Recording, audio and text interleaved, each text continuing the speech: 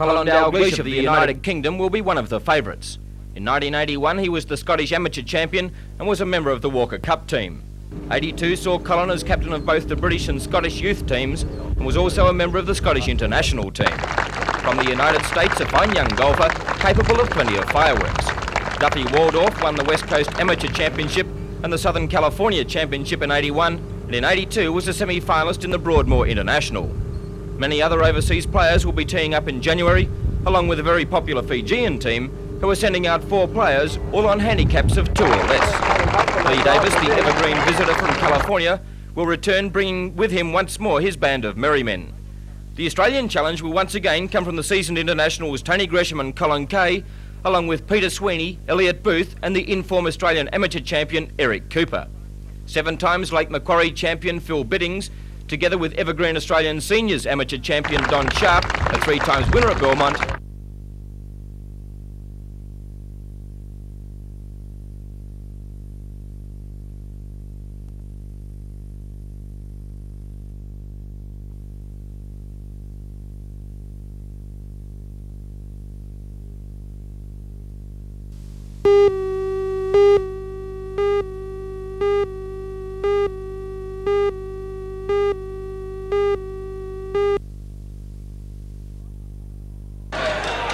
The fight started in the tamest possible fashion, with neither fighter throwing a punch in anger. Number 1 contender, Maili Hamona, in the blue shorts, who weighed in 100 kilograms, seemed content just to cover up. The Prince, a Samoan who tipped the scales at 101 kgs, scored though with some friendly leads. The second round was little better, but in round 3, which we're watching now, it did liven up, as the fighters, urged on by a short-tempered crowd, started to slug it out. Both boys showed rather open defences and some heavy blows were landed.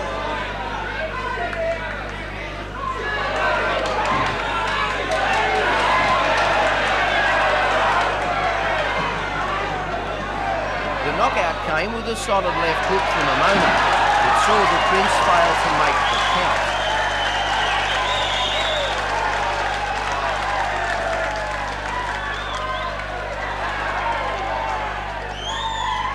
He did though seem confused that the fight had ended.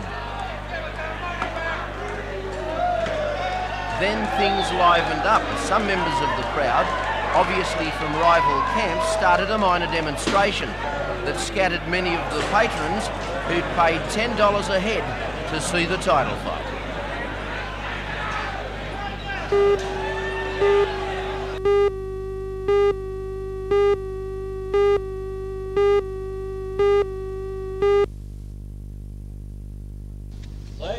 Today's meeting is one of a number held throughout New South Wales to discuss the State Rail Authority's plans to rationalise the industry. The union says the SRA is facing a multi-million-dollar deficit and they fear jobs will be lost in a plan to reshuffle workers and eliminate some positions. 4 examiners at Broadmeadow are to go, a move the union says will jeopardise the safety of passengers. A resolution was passed calling for no retrenchment. The rationalisation proposals that they've brought down are not in the best interest of New South Wales, nor indeed of railways themselves. Already they have put forward, I say the State Rail Authority, have put forward proposals which are going to seriously affect the safety running of railways. And we don't want to see another Granville disaster in our hands. How far are you willing to take this action?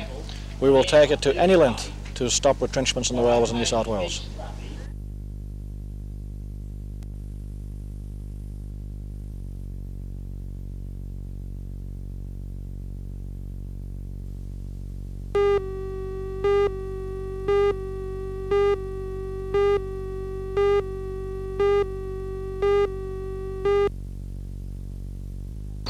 The first of the break-ins took place just after 3 o'clock. Police say the thieves got away with about $250 after forcing their way through a window at the Heaton Birmingham Gardens Bowling Club. The money was taken from poker and cigarette machines. Police say from Jesmond the thieves made their way to Katara, where they broke into another bowling club. However, they weren't so lucky the second time. After breaking a glass door to get into the club and raiding the poker machines, The bandits were startled by a security officer. They fled the premises without any money. The two break-ins are the latest in a series of club thefts in Newcastle recently. Police believe the same team may be responsible for all of them.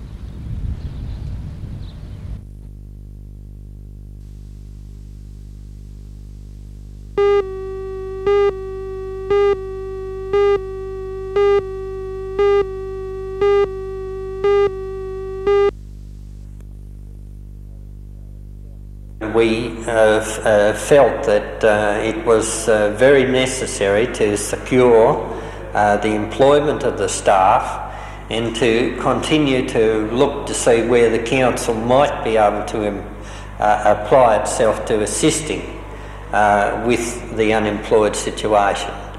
We've been in the dilemma on just the effect of the increase of 11% and what that would have on the people who got out of work and the like. But then, you know, with inflation being what it is, we couldn't really see how we were in any position to reduce that amount at all. So fairly Alderman much what you've Parsfield got, says you've the got estimated a expenditure fairly, will exceed the solid estimated income budget, next year by almost a few disappointments in it, $400,000, but it even still after a number will of be, I programs, think, such as the rubbish a clean-up fairly campaign, substantial have been one. scrapped. Any chance of retrenchment?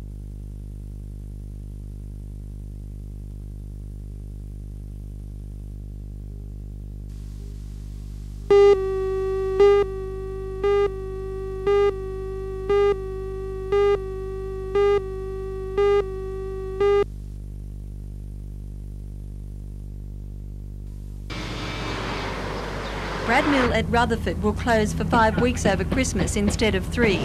Economic problems have forced the company to take an extended break. The move has also affected Katara, which supplies Rutherford with carded textiles.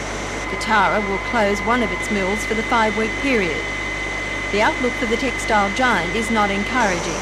Arbitration talks are underway to introduce a shorter working week at a number of its Australian plants in a bid to save jobs. This plan has worked a 4-day week for some time to avoid retrenchments. The company has given an assurance that there'll be no layoffs this side of Christmas, but with the textile industry being what it is, they can't give the same assurance for 1983. Brad Mill has hinted that it will have to look seriously at its operations next year.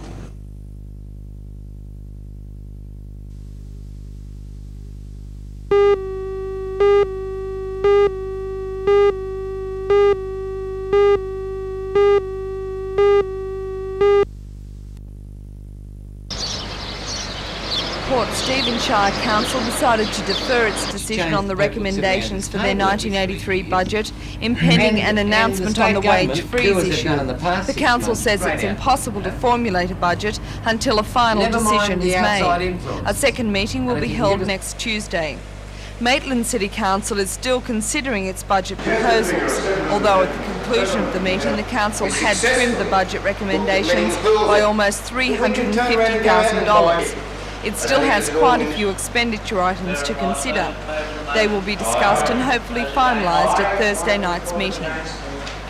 The Newcastle City Council is looking at a 12% increase in rates, and for that it will have to apply for a special variation above the 11% ceiling. The extra 1% is needed by the council to maintain its subsidy to pensioners of up to 75%.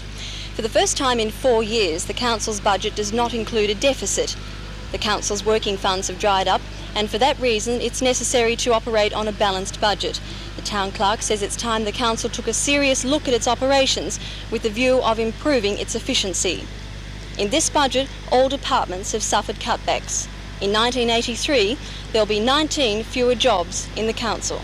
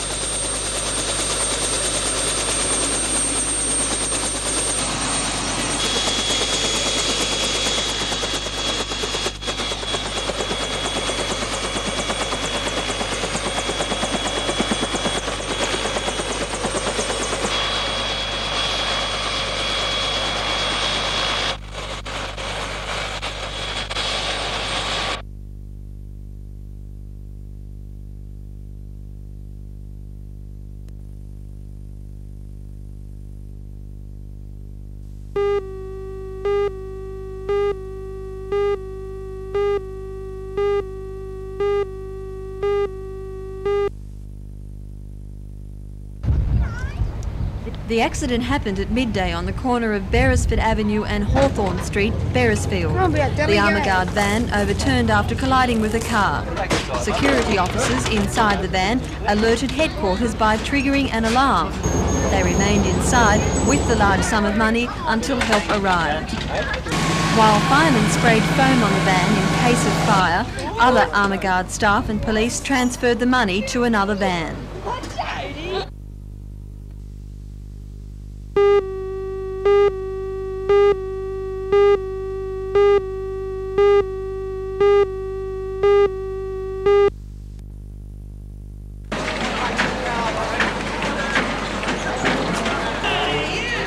Night shopping is very popular in Newcastle, if last night is any indication. Shopkeeper Jeff Caldwell says he is in favour of the 4 shopping nights before Christmas because he says he does a better trade at night than he does most afternoons. As you can see by our store tonight, that people flock in because they can come in and shop as a couple or as a husband and wife, and it's an excellent way to get extra trading. And also, I think people like to shop as a family rather than shop individually, which when you only open during the day, you're limited to the individual shopper. Mr Greg Sinclair from the Jeff McElwain menswear shop says he doesn't believe the extended shopping hours will increase profits for the small retailer. I think that there's only a certain amount of money in the community, and I think you're just giving him more time to spend that money in the community. I don't think you'll make any extra money out of it. I think you're going to have a lot more overheads to pay, and I don't think it warrants it.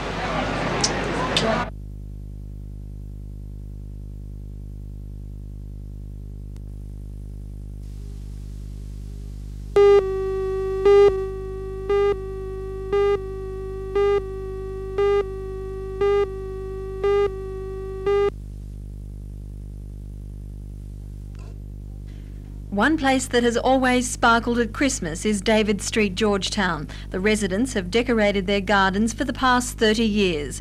The annual show has almost become an institution, but not this Christmas. The man who started it all, Will Fraser, says the residents will not be doing it this year. Many are too old to carry on the tradition. Time is taking its toll on the residents, and quite a number of folk have passed on, and others are getting tired and weary. Vandalism has got a little bit to do with it. We're just tired of, policing our homes day and night. And, well, this is it. It seems to have run its course. For those of you who are a bit disappointed, there is another street which is carrying on the tradition this year, as Janelle Provis reports. Street Taro are really getting into the spirit of things. This is the 4th year the residents have put up their decorations and shone their spotlights onto the painted cartoon characters in the front gardens. It was started by 1 or 2 householders, but now almost every home in the street has some form of Christmas regalia. They say even in these lean times they wouldn't consider abandoning the ritual. Last year more than 3,000 people came to Weingartner Street on Christmas Eve to greet Santa. And this year, it looks as if it's going to be even bigger and better. On Dasher, on Dancer, on Prancer, on Vixen, on Comet, on Cupid, on Donner, on something. Rudolph the red-nosed reindeer.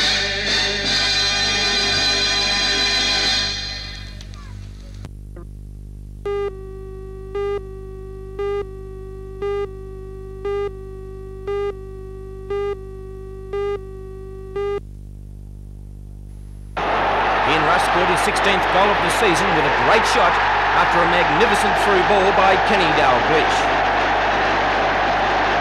12 minutes later, Dalglish was tripped in the box and Phil Neal scores from the resultant penalty.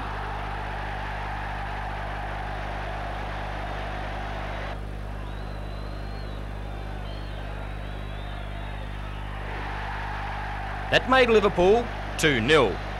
Liverpool went 3 up after Watford handled the ball again in the penalty area, and Phil Neal scored again from the penalty.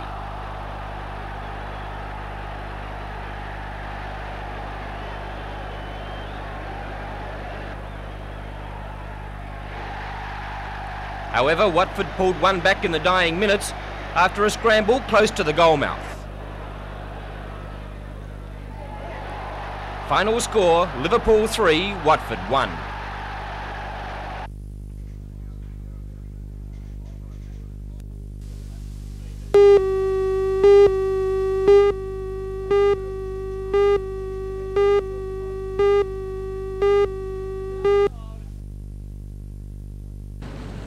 The Wayuna is just part of a $27 million investment that's completely restructured maritime training in Australia. Most of that capital has gone into the Maritime College in Launceston, but the Wayuna, a former Port Phillip pilot boat, is the first chance for Australian students to put theory into practice under the guiding hand of their lecturers. On this exercise, the Wayuna has been to Middleton Reef and is now on its way back to Launceston. The equipment on board gives students a taste of modern and traditional seamanship. As well as up-to-date radio equipment, there's still the Morse key.